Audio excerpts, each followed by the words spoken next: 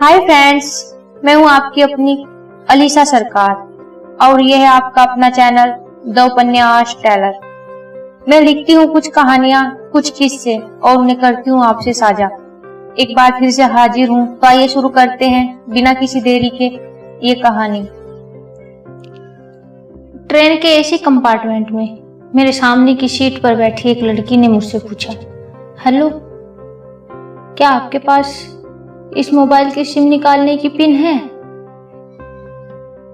उसने अपने बैग से एक फोन निकाला। वह नया सिम कार्ड उसमें डालना चाहती थी, लेकिन सिम स्लॉट खोलने के लिए पिन की जरूरत पड़ती है, जो उसके पास नहीं था। मैंने हाँ में गर्दन हिलाई और अपने क्रॉस बैग से पिन निकालकर लड़की को दे दी। लड़की ने थैंक्स कहते हुए पिन ले ली और सिम डालकर पिन मुझे वापस कर दी। थोड़ी देर बाद वो फिर से इधर उधर ताकने लगी थी। मुझसे रहा नहीं गया। मैंने पूछा, कोई परेशानी? वो बोली, सिम स्टार्ट ही नहीं हो रही है। मैंने मोबाइल मांगा, उसने दिया। मैंने उसे कहा कि सिम अभी एक्टिवेट नहीं हुई है, थोड़ी देर में हो जाएगी।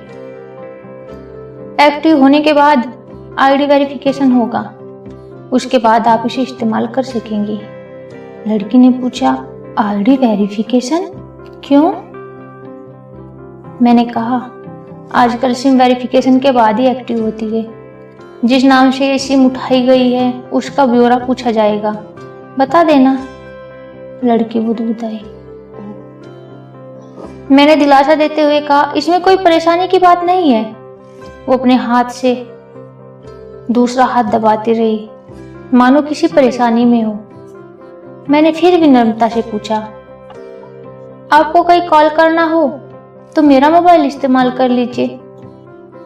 लड़की ने कहा, जी फिलहाल नहीं, थैंक्स। लेकिन ये सिम किस नाम से खरीदी गई है मुझे नहीं पता।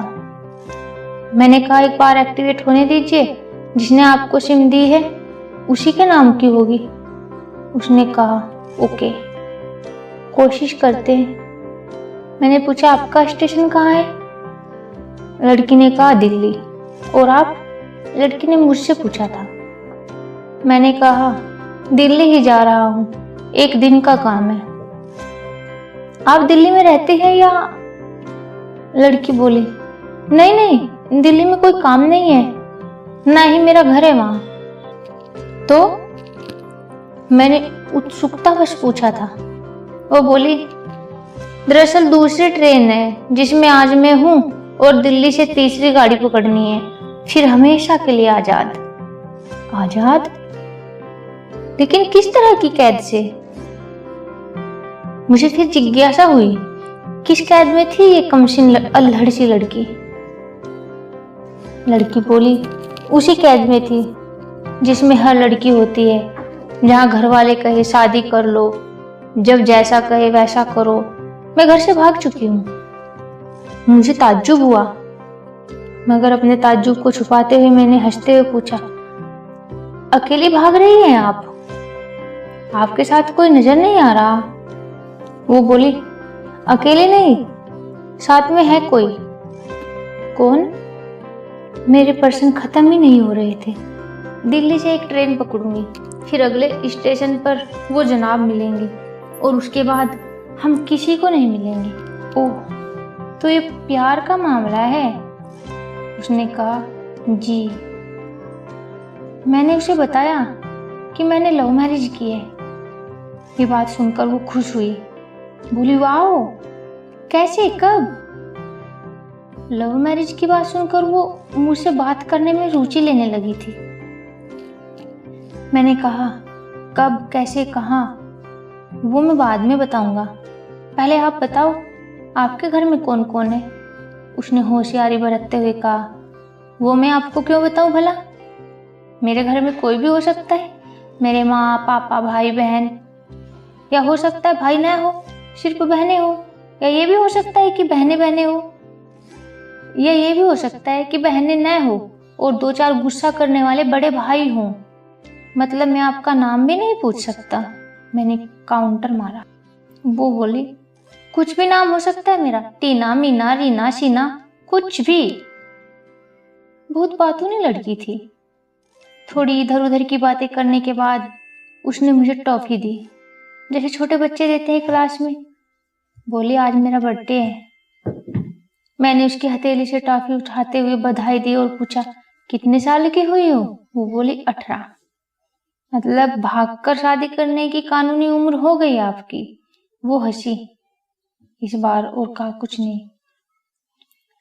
कुछ ही देर में काफी फ्रैंक हो चुके थे हम दोनों, जैसे बहुत पहले से जानते हो एक दूसरे को।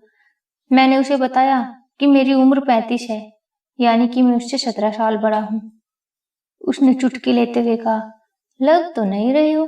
मैं मुस्कुरा दिया। मैंने उससे पूछा तुम घर से भागकर आई हो? तुम्हारे चेहरे पर चिंता के निशान जरा भी नहीं है। इतनी बेफिक्री मैंने पहली बार देखी।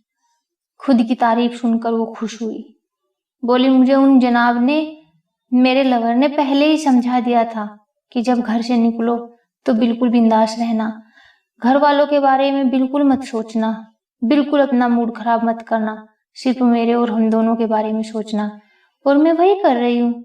फिर मैंने चुटकी ली और कहा उसने तुम्हें मुझ जैसे अनजान मुसाफिरों से दूर रहने की सलाह नहीं दी थी क्या? उसने हंसकर जवाब दिया नहीं, शायद वो भूल गया होगा ये बताना। मैंने उसके प्रेमी की तारीफ करते हुए कहा वैसे तुम्हारा बॉयफ्रेंड काफी टैलेंटेड है। उसने किस तरह से तुम्हें अकेले घर से रवाना किया? नई सिम और मोबाइल दिया, 3 ट्रेन बदलवाई ताकि कोई ट्रैक ना कर सके। Very talented person, very talented. लड़की ने हामी भरी। बोली बहुत टैलेंटेड है वो, उसके जैसा कोई भी नहीं है।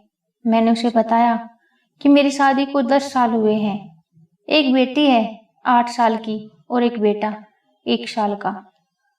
ये देखो उनकी तस्वीर। मेरे फोन पर बच्चों की तस्वीर देखकर उसके मुंह से निकल गया सो क्यूट। मैंने उसे बताया ये जब पैदा हुई तब मैं कुवैत में था, एक पेट्रो कंपनी में अच्छी जॉब थी मेरी, बहुत अच्छी सैलरी थी। फिर कुछ महीनों बाद मैंने वो जॉब छोड़ दी और अपने ही कस्बे में काम करने लगा। लड़की ने पूछा जॉब क्यों छोड़ी?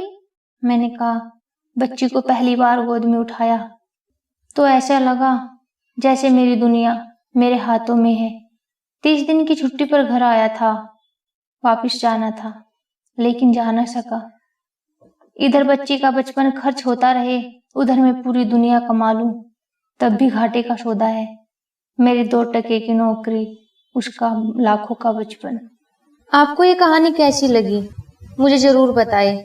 अपने कीमती सुझाव कमेंट बॉक्स में जरूर साझा करें और अगर कहानी पसंद आई हो तो लाइक करें, कमेंट करें। अभी के लिए लेती हूँ अलविदा। जल्दी आऊंगी इस कहानी का दूसरे पार्ट के साथ में। तब तक के लिए bye bye and take care all.